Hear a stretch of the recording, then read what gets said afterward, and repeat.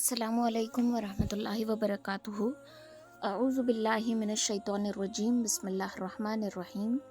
रब्बिश्रह ली सदरी वयस्सिर ली अमरी वहलुल उक़दतम मिन लिसानी यफ़क़हू क़ौली।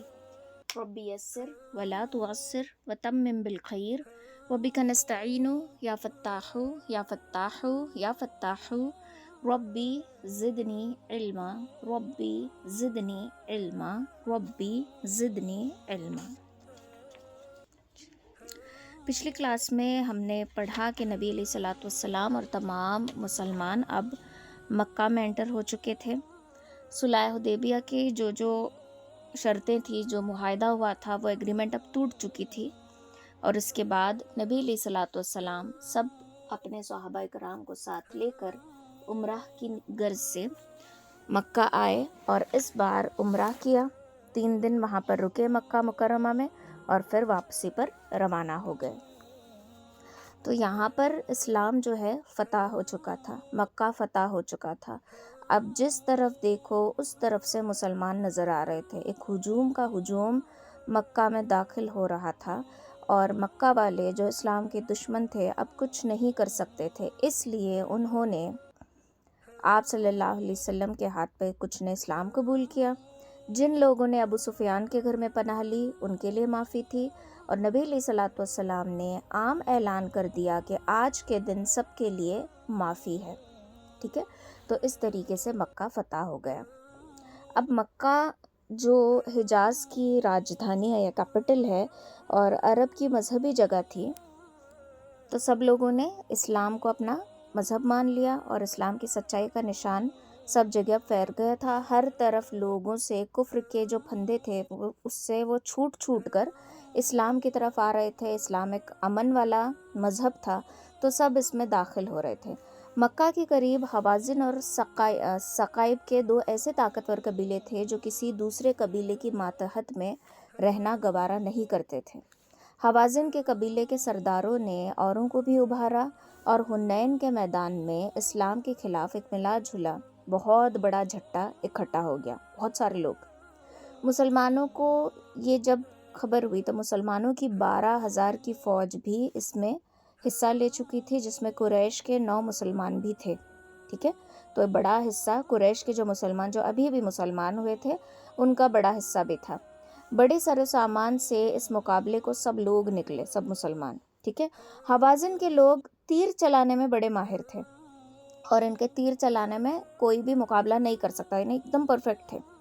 तो इनके पहले वार में ही ना सब मुसलमानों के पांव उखड़ गए। हवाज़िन के लोग जब तीर चलाने लगे वो इतने ज़्यादा परफेक्ट थे, इतने ज़्यादा माहिर थे कि इनके पहले वार में ही मुसलमानों के पैर अब उखड़ने लगे। अगरचे मुसलमानों पर अब तीरों का मायना बरस रहा था और इनकी 12,000 की फ़ौज हो गई थी, मगर नबी अलैहिस्सलातु वस्सलाम अपनी जगह पर रहे। आपने दाहिनी जानिब देखा और पुकारा, अंसार की गिरहों। आवाज़ के साथ जवाब मिला कि हम हाजिर हैं अल्लाह के रसूल सल्लल्लाहु अलैहि वसल्लम। फिर आपने बाइनी जानिब पुकारा और फिर वही आवाज़ आई। आप सवारी से उतर पड़े और जोश के लहजे में फरमाया, मैं हूँ अल्लाह का बंदा और उसका पैगंबर। मैं बेशुबा पैगंबर हूँ और अब्दुल मुत्तलिब का फ़र्जंद हूँ। हज़रत अब्बास रदी अल्लाह ताला अन्हु ने मुसलमानों का आवाज़ दी, कहा कि ए अंसार के गिरहों और ए वो लोगों जिन्होंने इस्लाम पर अपने जान देने की बैत की है, आगे बढ़ो। इस असर में यह आवाज़ डूबी हुई थी कि कानों में पड़ते ही सारे इस्लाम के जानबाज पलट पड़े। जो दौड़ रहे थे ना, जिसके पैर उखड़ गए थे, इधर उधर हो रहे थे मैदान जंग से, वो सारे लोग पलट पड़े और इस जोश से बड़े कि जो ज़िरा पहनी होती है ना जंग में, उसको उतार कर फेंक दिया और घोड़ों से नीचे कूद पड़े। अब मैदान का कंप्लीट रंग बदल चुका था। काफिरों की फौज फट गई थी और इनके लश्कर में अब भागा दौड़ मच गई। ठीक है, तो इस असर से नबी अलैहिस्सलातु वस्सलाम ने कहा और इस अंदाज से हज़रत अब्बास रज़ियल्लाहु ताला अन्हु ने कहा कि सारे मुसलमानों पर असर हुआ कि वो अपनी ज़राएं उतार के घोड़ों से कूद कर उतर के वार करने लगे और इतने हिम्मत से वार किया कि काफिरों के पैर उखड़ गए और उनके लोगों में भाग दौड़ मच गई। काफिरों की फौज का कुछ हिस्सा भागकर ताइफ में जमा हुआ। ताइफ में सकीफ का कबीला अपने को कुरैश के बराबर जानता था। इनका कबीला भी बड़ा मजबूत था और किले में लड़ाई का सारा सामान भी था। انہوں نے قلعہ بند کر کے لڑائی شروع کر دی۔ مسلمانوں نے قلعے کو بار بار توڑنے کی کوشش کی، اس پر بار بار حملہ کیا، لیکن قلعہ فتح نہیں ہوا۔ مسلمانوں کو اس قلعے کو یوں چھوڑ کر جانا گوارا نہ تھا۔ انہوں نے اللہ کے رسول صلی اللہ علیہ وسلم سے ایک اور دن کی مہلت مانگی۔ اجازت ملی تو دوسرے دن بھی بڑے زور سے حملہ کیا، مگر کامیابی ابھی بہت دور تھی۔ اب مسلمانوں نے عرض کیا کہ اللہ کے رسول صلی اللہ علیہ وسلم ان کے حق میں بد دعا کیجیے۔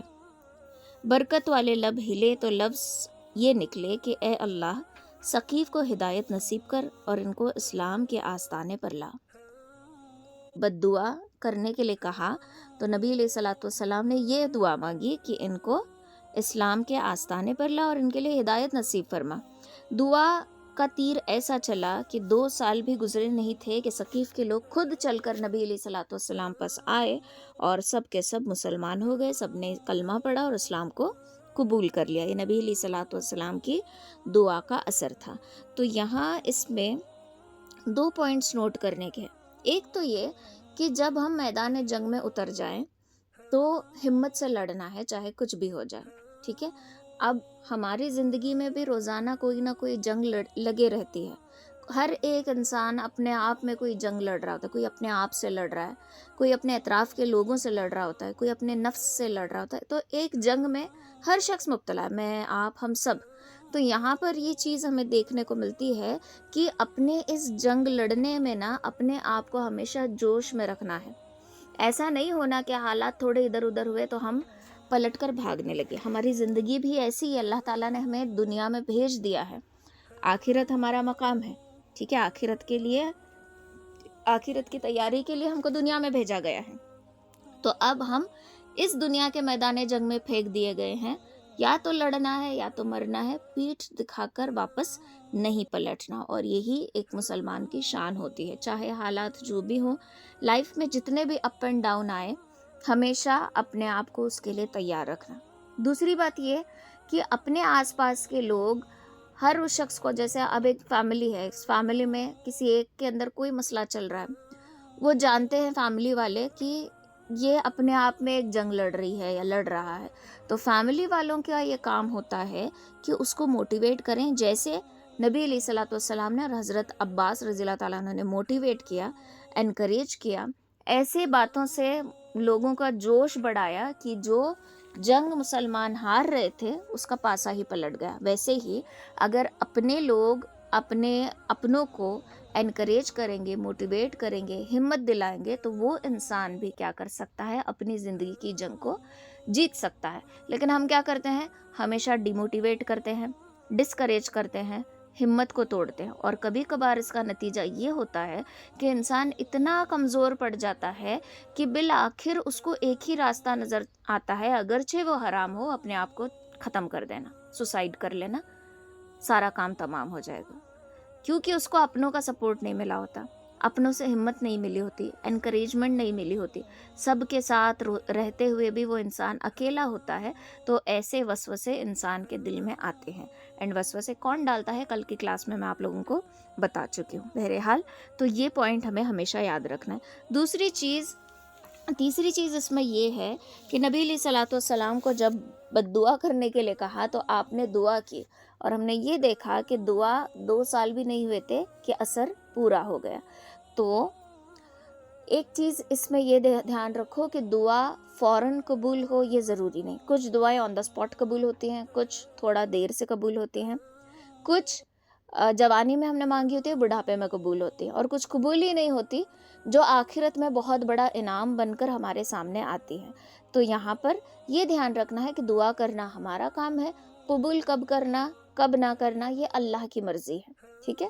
اور آخری چیز یہ کہ حالات چاہے جیسے بھی ہوں، اپنی زبان کو کسی کے لیے بد دعا دے کر گندی نہیں کرنا، ٹھیک ہے۔ یہ چیزیں ہمیں یہاں پر نوٹ کرنے کی اور یاد رکھنے کی ہیں۔ اب جب ساری چیزیں ہو گئی تو طائف کا محاصرہ چھوڑ کر نبی علیہ الصلوۃ والسلام نے جرانہ کا مقام پر پڑاؤ ڈالا۔ لڑائی کے دوران جو بھی سامان ہاتھ آیا تھا وہ بہت زیادہ تھا، جیسے کہ 6,000 قیدی تھے، 24,000 اونٹ تھے، 40,000 بکریاں اور 4,000 اوقیاں۔ اوقیاں مطلب عرب کا ایک میجرمنٹ کا یہ ہے، چاندی کی اوقیاں تھی، ٹھیک ہے. تو رحم دیکھو نبی علیہ الصلوۃ والسلام کا کہ آپ قیدیوں کو لے کر انتظار میں بیٹھے رہے کہ ان کے عزیز آ کر ان کو ان کا جو بھی ٹیکس ہے، جو بھی ان کا فدیہ ہے، وہ دے کر ان کو یہاں سے لے کر جائیں گے. نبی علیہ الصلوۃ والسلام خود قیدیوں کو لے کر بیٹھے تھے کہ ان کے گھر والے آ کر ان کو چھڑا کر لے جائیں گے. لیکن کئی دن گزر گئے اور کوئی نہیں آیا. تب لوٹ کا مال اس کو الگ الگ، مطلب جو بھی جنگ میں مال ہاتھ آیا تھا نا، اس کو 5 حصوں میں تقسیم کیا. 4 حصے سپاہیوں میں بٹ گئے اور 5واں حصہ غریب مسکینوں اور اسلام کے دوسرے ضروری کاموں کے لیے نبی علیہ الصلوۃ والسلام کے پاس رہا. تو جس نے دشمنوں میں سے قیدیوں کو پکڑا ہے، وہی انسان قیدیوں کے رہائی کے لیے انتظار کر رہا ہو. ایسا بہت تعجب کی بات ہوتی ہے کہ نبی علیہ الصلوۃ والسلام کا دل کتنا رحم دل والا ہوگا، کتنا رحم آپ کے اندر ہوگا، آپ کتنے مطلب کیا بولتے ہیں، کتنی کائنڈنس آپ کے اندر ہوگی کہ قیدیوں کو لے کر خود انتظار کر رہے تھے کہ ان کے عزیز ان کے اپنے آ کر ان کو چھڑا کر لے جائیں گے. آپ صلی اللہ علیہ وسلم نے مکہ اور اطراف مکہ کے بہت سے نو مسلم رئیسوں کو جو بھی اسلام لائے تھے، ان کی تسلی اور اطمینانی کی خاطر اس لڑائی کے لوٹ کے مال کا بہت سارا حصہ اور سامان عنایت فرمایا. کچھ انصاری نوجوانوں کو جو حضور صلی اللہ علیہ وسلم کی خاص بخشش کے بعد سے واقف نہ تھے، یہ غلط فہمی ہوئی کہ حضور صلی اللہ علیہ وسلم نے قریش کو انعام دیا اور ہم کو محروم رکھا. اب یہاں پر تھوڑی سی مس انڈرسٹینڈنگ ہو گئی. جو نئے نئے انصاری صحابی تھے، جو ابھی آپ صلی اللہ علیہ وسلم کو اتنی گہرائی سے نہیں جانتے تھے، ان لوگوں کو یہ مس انڈرسٹینڈنگ ہوئی کہ نبی علیہ الصلوۃ والسلام نے قریش والوں کو زیادہ دیا اور ہم کو کچھ نہیں دیا. حالانکہ لڑائی کا اصلی زور تو ہم نے ہی سنبھالا تھا اور اب تک ہماری تلواروں سے قریش کے خون کے قطرے بھی ٹپکتے ہیں. بعض نوجوان انصار بول اٹھے کہ مشکل کے وقت ہماری یاد ہوتی ہے اور انعام اوروں کو ملتا ہے. نبی علیہ الصلوۃ والسلام نے یہ چرچے سنے تو انصار کو ایک خیمے میں الگ بلا کر پوچھا، کیا تم نے ایسا کہا ہے؟ عرض ہوا کہ اے اللہ کے رسول صلی اللہ علیہ وسلم، ہمارے بڑوں میں سے کسی نے کہا ہے. ہم نے نہیں کہا، دوسروں نے کسی نے کہا ہے. البتہ بعض نوجوانوں کے منہ سے یہ فکرے نکلے تھے. یہ دریافت فرما لینے کے بعد آپ نے ان کے سامنے وہ تقریر فرمائی جس کا ہر فقرہ اثر میں ڈوبا ہوا تھا. فرمایا، کیا یہ سچ نہیں کہ تم پہلے راہ سے ہٹے تھے تو اللہ نے میرے ذریعے تم کو سیدھا راستہ دکھایا؟ تم بکھرے ہوئے تھے، اللہ نے میرے ذریعے تم کو ایک کر دیا. تم مفلس تھے تو اللہ نے میرے ذریعے تم کو دولت مند بنایا. آپ صلی اللہ علیہ وسلم یہ فرماتے جاتے اور ہر ایک لفظ پر ہر انصار کہتے جاتا، اللہ اور اس کے رسول کا احسان سب سے بڑھ کر ہے. آپ نے فرمایا، نہیں، تم یہ جواب دے سکتے ہو کہ اے محمد صلی اللہ علیہ وسلم، تجھ کو جب لوگوں نے جھٹلایا تو ہم نے تجھ کو سچا مانا، تجھ کو جب لوگوں نے چھوڑ دیا تو ہم نے تیرا ساتھ دیا. تو مفلس آیا تھا تو ہم نے تیری ہر طریقے سے مدد کی. یہ کہہ کر آپ نے فرمایا، تم یہ جواب دیتے جاؤ اور میں یہ کہتا جاؤں گا کہ تم سچ کہتے ہو. لیکن اے انصاریوں، کیا تم کو یہ پسند نہیں کہ لوگ اونٹ اور بکریاں لے کر جائیں اور تم محمد کو اپنے ساتھ اپنے گھر لے کر جاؤ؟ یہ سن کر انصاری بے اختیار چیخ اٹھے اور کہنے لگے کہ ہم کو تو صرف نبی علیہ الصلوۃ والسلام سے درکار ہے. اکثروں کا یہ حال ہوا کہ روتے روتے داڑیاں تر ہو گئیں. اس کے بعد آپ نے انصار کو سمجھایا کہ مکہ کے لوگ چونکہ نئے نئے اسلام لائے ہیں، اس لیے ان کو کچھ زیادہ دے دیا تاکہ ان کے دل میں کوئی برائی نہ آئے، کیونکہ ابھی ان کے اوپر اسلام کا اثر تازہ ہے، ابھی اسلام قبول کرے ہیں. آپ کی طرح اسلام میں رہے نہیں، جد و جہد کیا نہیں، ابھی اسلام قبول کیا ہے. اگر ان کو حق تھوڑا دیتا تو ان کے دل میں اللہ کی نعمت کا کوئی اثر نہ ہوتا، صرف اس لیے تاکہ اسلام کی نعمتوں سے وہ اپنے آپ کو آشنا کر سکیں. اس لیے میں نے ان کو زیادہ دیا اور میرا مقصد بس یہی تھا، ایسا نہیں تھا کہ میں تمہارا حق ماروں. اس درمیان میں قیدیوں کی رہا کرنے کے لیے کچھ لوگ آپ کی خدمت میں حاضر ہوئے. ان میں اوس قبیلے کے بھی کچھ لوگ تھے، جن میں دائی حلیمہ بھی تھی، جنہوں نے آپ صلی اللہ علیہ وسلم کو بچپن میں دودھ پلایا تھا. آپ نے فرمایا، عبد المطلب کے خاندان کا جس قدر حصہ ہے وہ تمہارا ہے، لیکن قیدیوں کی عام رہائی کی صورت یہ ہے کہ نماز کے بعد جب مجمع ہو تو تم سب کے سامنے اپنی درخواست پیش کرو. ظہر کی نماز کے بعد انہوں نے سب مسلمانوں کے سامنے اپنی درخواست پیش کی تو آپ صلی اللہ علیہ وسلم نے فرمایا کہ مجھے صرف آپ کے خاندان پر اختیار ہے، لیکن میں عام مسلمانوں سے تمہاری سفارش کرتا ہوں۔ یہ سننا تھا کہ سب مسلمان بول اٹھے، ہمارا حصہ بھی حاضر ہے۔ اس طرح 6000 قیدی دفتن آزاد ہو گئے۔ ٹھیک ہے، دائی حلیمہ آپ کی رضائی ماں تھی، ٹھیک ہے، تو اس طریقے سے آپ رہا ہو گئی۔ اور ایک کتاب میں یہ بھی آتا ہے کہ ایک اور جب قافلہ قید ہوا تھا جنگ کے دوران، تو اس وقت آپ کی جو بہن تھی، یاد ہے، شیمہ، دائی حلیمہ کی بیٹی شیمہ، جو آپ صلی اللہ علیہ وسلم کو لوریاں گا کر سلایا کرتی تھی، ان کے لیے دعائیں مانگا کرتی تھی، تو ایک جب قافلہ جب قید ہو کے آیا تھا اسی طریقے سے، تو اس نے صحابیوں سے کہا کہ میں تمہارے نبی محمد کی بہن ہوں۔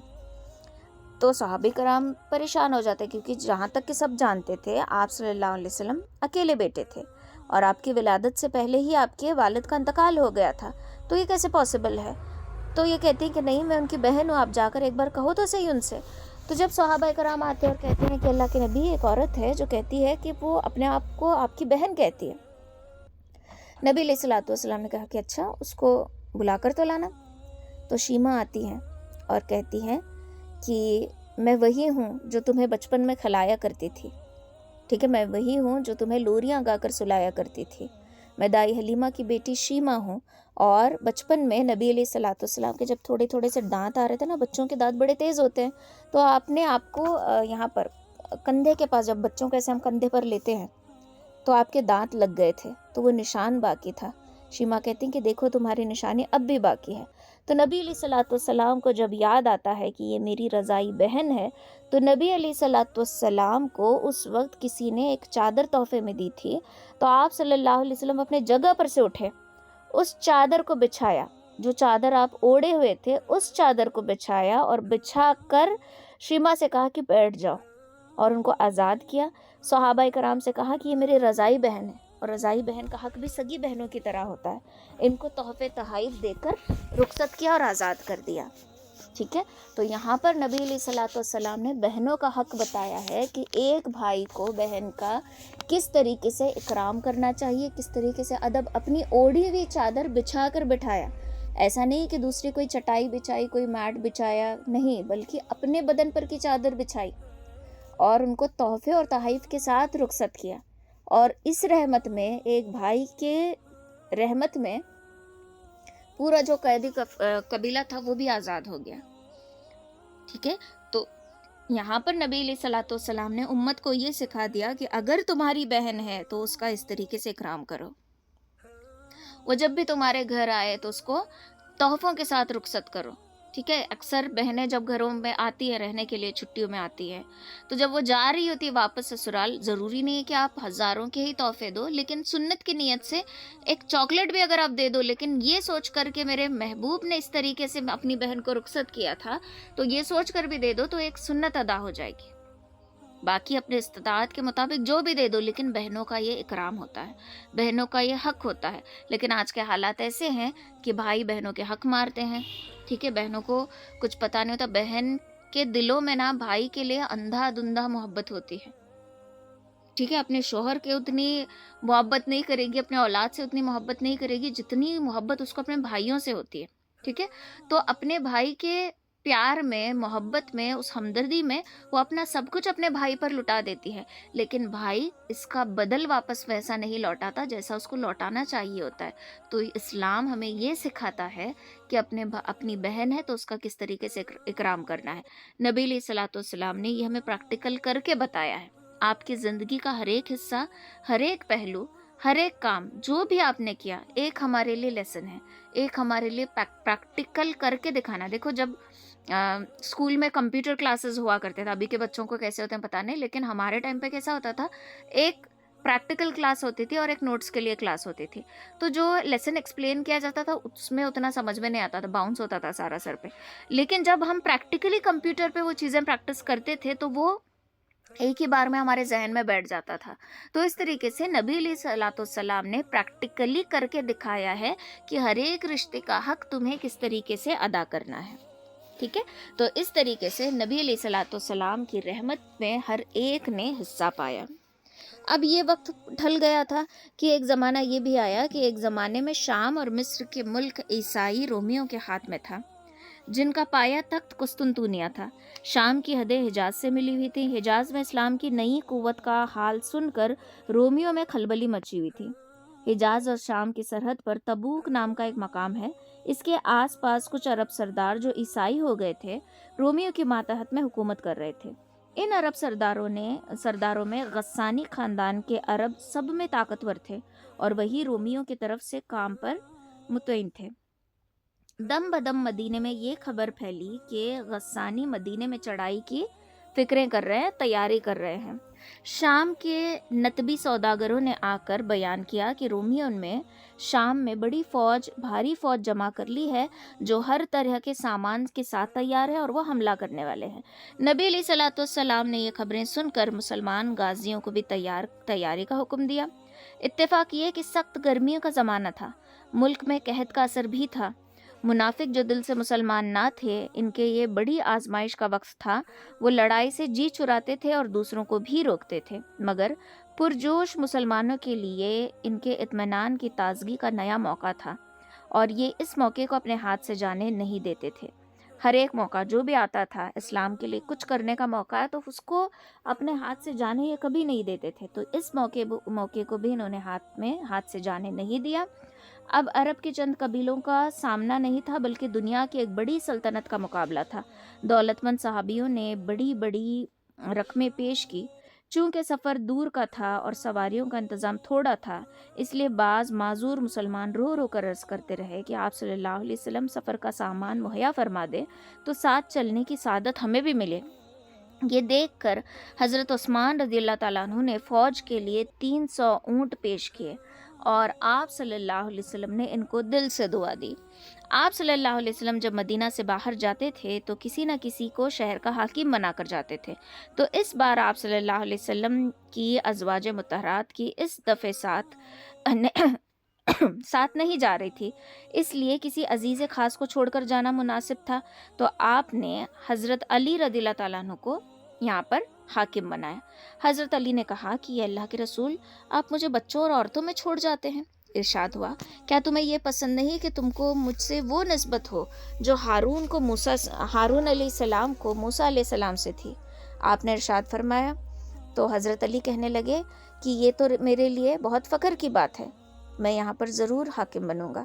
غرض آپ 30,000 کی فوج کے ساتھ، دیکھو شروع بدر کی جنگ 300 کی فوج تھی لیکن اب 30,000 کی فوج کے ساتھ مدینہ سے نکلے جس میں 10,000 سوار تھے۔ تبوک پہنچ کر معلوم ہوا کہ رومیوں نے حملے کا کوئی ارادہ نہیں کیا تھا، یہ بس ایسی ہی اڑتی خبر تھی، لیکن غسانی کے جو رئیس تھے نا، وہ دوڑ دھوپ ضرور کر رہے تھے اسلام کو نقصان پہنچانے کے لیے۔ تو آپ صلی اللہ علیہ وسلم نے تبوک میں 20 دن قیام کیا۔ اس قیام کا اثر یہ ہوا کہ 30,000 مسلمانوں کی یہ پاکیزہ جماعت جو ظاہر میں سپاہی اور حقیقت میں عاشق الہی تھی، آس پاس کے شہروں میں جا کر اپنا اثر ڈالنے لگے، ٹھیک ہے، اور اپنا کہیں بھی جاتے تھے تو دین کی بات کر کے اثر ڈالے بغیر واپس نہیں آ رہے تھے۔ تو 20 دن انہوں نے یہاں پر بھی دین کا کام کیا۔ اسلام میں اگلے پیغمبروں کی امتوں کے ساتھ یہ رعایت رکھی گئی ہے کہ وہ اگر تھوڑا سا محصول، تھوڑا سا ٹیکس دے کر مسلمانوں کے رعایا بن جائیں تو مسلمان ان کی ہر طریقے سے حفاظت کی ذمہ داری اٹھائیں گے، ٹھیک ہے۔ اس محصول کو قرآن کریم میں جزیہ کہا جاتا ہے، جزیہ دینا، ٹیکس دینا، اوکے۔ سمجھو اب ہم ایک مسلم کنٹری میں رہ رہے ہیں، ٹھیک ہے، تو وہاں پر ہم ان کے ریلیجن میں نہیں جانا چاہتے، ایگزامپل دے رہی ہوں میں، ہم اس ریلیجن میں نہیں جانا چاہتے، تو ہمیں جب اس کنٹری میں رہنا ہے تو ہمیں کچھ ٹیکس دینا پڑے گا جس کو جزیہ کہتے ہیں، اور ہماری ہر ایک تکلیف، ہر ایک پرابلم کا سلیوشن مسلمان ہی نکالیں گے۔ ایسا نہیں کہ ہم ان کے ریلیجن میں نہیں ہیں تو ہماری مدد نہیں ہوگی، ایسا نہیں، بلکہ مسلمان ہی ہر چیز کی ذمہ داری لیں گے، فقط کرنا اتنا ہے کہ ان کو ٹیکس دینا ہے جس کو جزیہ کہتے ہیں، اوکے۔ تو یہ پہلا موقع تھا کہ کوئی غیر مسلم قوم مسلمانوں کی حکومت میں آتی ہے، تو آئلہ خریج عقبہ کے پاس عربوں کی ایک چھوٹی سی ریاست تھی، اس کے رئیس یونہا نے خدمت نبوی میں آ کر جزیہ دے کر مسلمانوں کی حفاظت میں رہنا منظور کیا۔ جربہ اور عزوروں کی عیسائی عربوں نے بھی جزیہ دے کر مسلمانوں سے صلح کر لی۔ دمشق کے 5 منزل ادھر ہی دو متائے جندال میں ایک عرب سردار عقیدار نامی تھا جو قیصر رومی کے اثر میں تھا، تو مسلمانوں نے 400 سواروں کے ساتھ اس پر حملہ کیا اور اس کو پکڑ کر خدمت نبوی میں لے کر آئے۔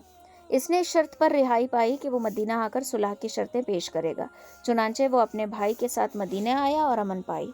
تبوک کا سفر اس حیثیت کے ساتھ رہا کہ عرب کے باہر کی 2 سب سے بڑی طاقتوں میں سے ایک کا سر ٹکرانے کی سب سے پہلی کامیاب کوشش تھی۔ یہ بہت اہم کام تھا، اس لیے نبی علیہ الصلوۃ والسلام کی بخیر اور عافیت سے واپسی پر مسلمانوں نے بڑی خوشی منائی۔ مدینہ کے لوگ شوق کے عالم میں اتنے خوش تھے کہ نبی علیہ الصلوۃ والسلام کے آنے کے لیے پھر سے اسی طریقے سے جس طریقے سے آپ صلی اللہ علیہ وسلم شروع میں پہلی مرتبہ مدینہ آ رہے تھے تو کیسے راستوں کو سجایا ہوا تھا، ویسے ہی اس بار بھی راستوں کے کنارے کھڑے رہے، اور اس بار بھی لڑکیاں گیت گانے لگیں، طلع البدر علینا من ثنیات الوداع وجب الشکر علینا ما دعا للہ داعی، کہ ہم پر چاند نکل آیا وادی کی گھاٹیوں سے، اللہ کا شکر ہے اس وقت کہ ہم پر فرض ہے جب تک دنیا میں خدا کا کوئی پکارنے والا باقی ہے۔ تو اس طریقے سے نبی علیہ الصلوۃ والسلام مسلمانوں کے ساتھ ایک بڑی جو فوج تھی، بڑی طاقت تھی، اس کا سامنا کر کے واپس آ چکے تھے۔ اب اسلام کی دعوت شروع ہو کر 22 ایئرس ہو چکے تھے، 22 سال ہو گئے۔ 22 سال کی لگاتار کوششوں سے اب عرب کا ذرہ ذرہ اسلام کے نور سے چمک رہا تھا۔ لا الہ الا اللہ کی آوازیں اس کی ہر ایک گھاٹی سے گونج رہی تھی۔ یمن کے سرحد سے لے کر شام کی سرحد تک اب اسلام کی حکومت تھی، اور اللہ کا گھر اب توحید کا مرکز بن چکا تھا۔ اب وقت آیا تھا کہ اسلام کے وہ مذہبی دربار جو حج کے نام سے مشہور ہیں، اللہ کے بتائے حضرت ابراہیم علیہ السلام کے بنائے ہوئے دستور کے مطابق آراستہ ہوں۔ تبوک سے واپسی پر آپ صلی اللہ علیہ وسلم نے 9 ہجری میں ذی القعدہ کا آخری یا ذی الحجہ کا شروع مہینہ، اس میں 300 مسلمانوں کا ایک قافلہ مدینہ منورہ سے مکہ کو روانہ فرمایا۔ حضرت ابوبکر اس قافلے کے سردار تھے، حضرت علی رضی اللہ تعالیٰ عنہ اس کے نقیب، اور حضرت سعد ابن ابی وقاص، حضرت جابر رضی اللہ تعالیٰ عنہما اور حضرت ابو ہریرہ رضی اللہ تعالیٰ عنہ منادی اور معلم بنائے گئے، اور قربانی کے لیے 20 اونٹ ساتھ تھے۔ قرآن نے اس حج کا نام حج اکبر رکھا ہے، ٹھیک ہے، یعنی کہ بڑا حج، کیونکہ یہ کفر کی حکومت ختم ہو جانے کے بعد اور اسلام کا عہد شروع ہونے کا سب سے پہلا اعلان تھا۔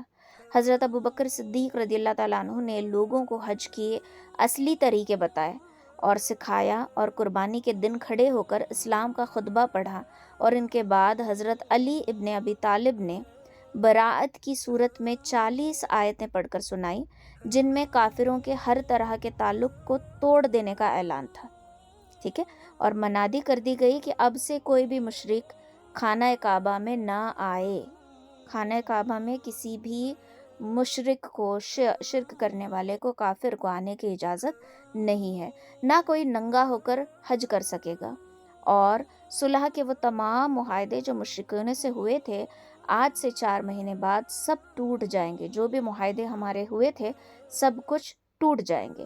کیا عجیب بات تھی کہ وہ قریش جو 20 برس تک تلواروں کی نوک سے اسلام کا مقابلہ کرتے تھے، وہ مکہ کی فتح ہو جانے کے بعد کسی قسم کا جبر اور لالچ کے بغیر صرف اسلام کے گہرا رنگ اور مسلمانوں کی قریب سے دیکھ بھال کر کے، مسلمانوں کے چال چلن کو دیکھ کر سب مسلمانوں کے رنگ میں رنگ رہے تھے، اور جو اب تک اس سے محروم تھے وہ اس اعلان کے بعد اسلام کے سائے میں دھیرے دھیرے آنے لگے۔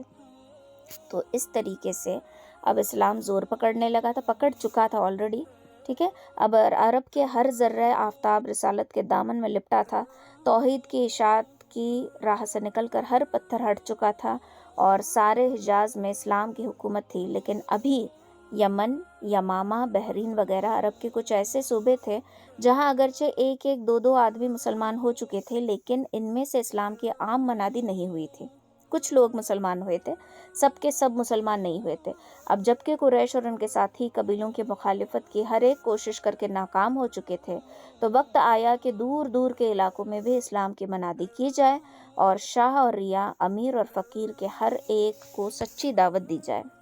عرب کے سارے صوبوں میں سب سے بڑا صوبہ جو تھا وہ یمن تھا، جو تقریباً 50-60 برس سے ایرانیوں کے قبضے میں تھا۔ یمن کے ایک بڑے قبیلے دوس کے رئیس طفیل ابن عمرو رضی اللہ تعالیٰ عنہ نے مکہ جا کر بہت پہلے ہی اسلام قبول کر لیا تھا، اور ان کے اثر سے ان کے قبیلے کے کئی آدمی وقتاً فوقتاً مسلمان ہوتے رہے۔ 7 ہجری میں جب آپ صلی اللہ علیہ وسلم خیبر میں تھے، دوس کے بہت سے لوگ مسلمان ہو کر مدینہ چلے گئے تھے۔ مشہور صحابی حضرت ابو ہریرہ بھی انہی میں سے تھے۔ اشہر نام یمن کا ایک دوسرا قبیلہ تھا جس میں سے بھی لوگ مسلمان ہو چکے تھے، اور مشہور صحابی حضرت ابو موسیٰ اشعری بھی اسی قبیلے سے تھے، تو یہ لوگ بھی مدینہ آ کر بس گئے تھے۔ یمن میں حمدان کا قبیلہ بہت شہرت رکھتا تھا۔ اس قبیلے نے جب اسلام کا نام سنا تو اپنے رئیس امیر ابن فاہر کو اس نئے دین کی جانچ کے لیے مدینہ بھیجا۔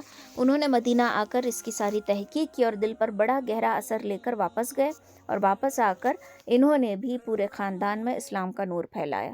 یمن کے بعض قبیلوں میں اشاعت اسلام کا کام کرنے کے لیے پہلے حضرت خالد رضی اللہ تعالیٰ عنہ بھیجے گئے۔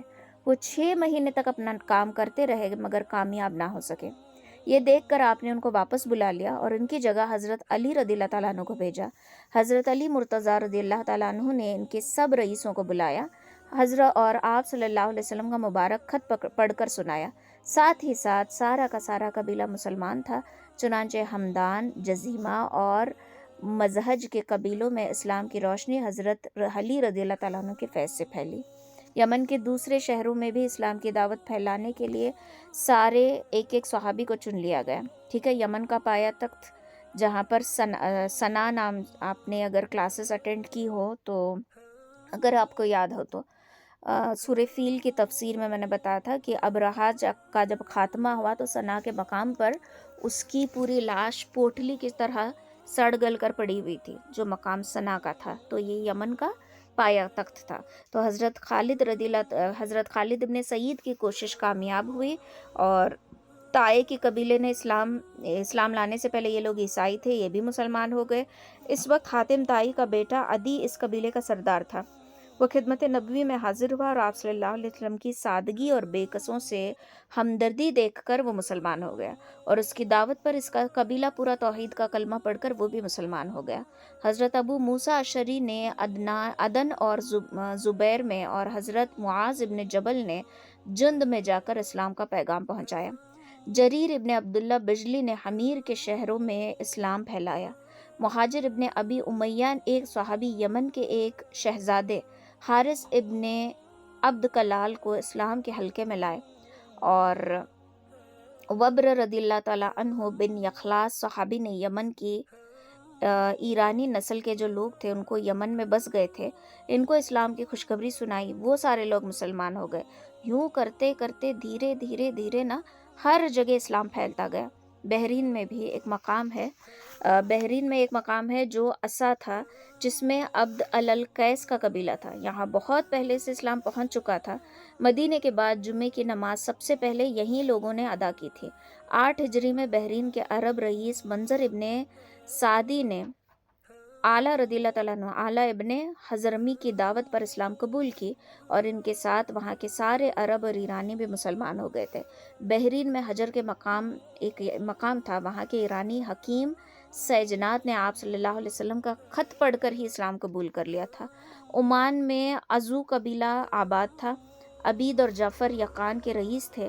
8 ہجری میں آپ صلی اللہ علیہ وسلم نے حضرت ابو زید انصاری کو حفیظ قرآن تھے، اور حضرت عمرو ابن العاص کو اپنا خط دے کر بھیجا۔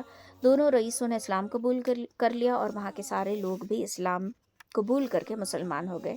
شام کے حدود میں کئی رئیس تھے، ان میں سے ایک فردہ رضی اللہ تعالیٰ عنہ تھے جن کی ریاست عمان میں تھی۔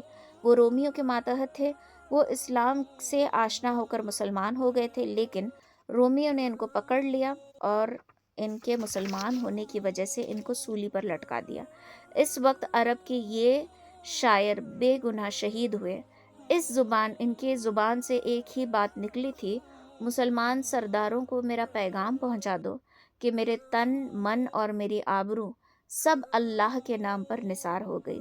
غرض ان کی کوشش سے اس طرح اسلام عرب کے ہر ایک گوشے میں پھیل چکا تھا، اور اب وقت آیا کہ عرب میں کوئی بھی مشرک باقی نہیں رہا۔ تو اس طریقے سے پورا عرب جو ہے فتح ہو گیا، اب کوئی بھی مشرک باقی نہیں رہا تھا. اب یہاں سے جو ہے دین کی تکمیل اور اسلام کے نظام کی تیاری ہونے لگی، جیسے کہ نماز کا ایک صحیح ترتیب دی گئی، نماز کی، زکوٰۃ کی، ہم اور سارے جو فرائض ہیں، حج کرنا، روزہ رکھنا، ان تمام کو ادا کرنے کے سارے فریضے بتائے گئے صحیح طریقے سے، سب کچھ ہو گیا.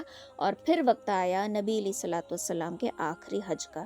تو انشاءاللہ اس کو ان ڈیٹیل ہم، بدن پہ رونگٹے کھڑے ہو گئے بولتے ہوئے، تو اس کو انشاءاللہ ہم سیٹرڈے کے دن کور کر لیں گے. اور یہاں پر ہماری کلاس جو ہے یہ سیٹرڈے شاید لاسٹ کلاس رہے گی، تھوڑا کلاس لمبی کریں گے لاسٹ سیٹرڈے کے دن، یا پھر اگر وقت نہیں ہوا 1 گھنٹے سے زیادہ ہو گیا تو پھر انشاءاللہ ویڈنسڈے کے دن کمپلیٹ مکمل کر کے آخر دعا کر لیں گے، کیونکہ ہمارے سیرت کا پورا کورس جو ہے وہ کمپلیٹ ہو جائے گا الحمدللہ. اور جیسے کہ میں نے آپ لوگوں کو بتایا تھا، میں اس کے آپ کو امپورٹنٹ نوٹس دے دوں گی، اور جو کوئی ایگزام میں پارٹیسپیٹ کرنا چاہتا ہے اپنا نام لکھوا دینا، اور ایمانداری سے آپ کو ٹیسٹ دینی ہے.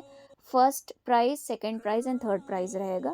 اور آپ کے، اگر آپ یہیں پہ رہتے ہو تو آپ کے گھروں تک آپ کا پرائز پہنچایا جائے گا. اگر آپ آؤٹ آف بیلگام ہو تو آپ کو آپ کے پرائزز جو ہیں وہ پوسٹ کر دیے جائیں گے.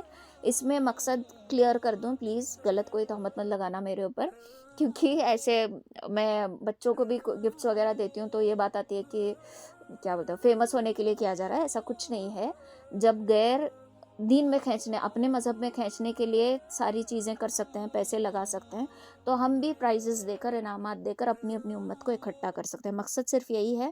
اس میں نعوذ باللہ، اللہ معاف کرے اگر کہیں بھی ذرا بھی میرے دل میں قطرے برابر بھی ہو تو ایسا بالکل بھی نہیں کہ مجھے فیمس ہونے کے لیے کرنا ہے، ایسا بالکل بھی نہیں. تو پلیز ایسا بولنا بھی مت اور سوچنا بھی مت کہ یہ چیز ہے. میں بس یہ چاہتی ہوں کہ کسی نہ کسی طریقے سے ہمارے اندر دین کا شوق پیدا ہو اور ہم دین سے جڑے رہیں، ایسے یا ویسے.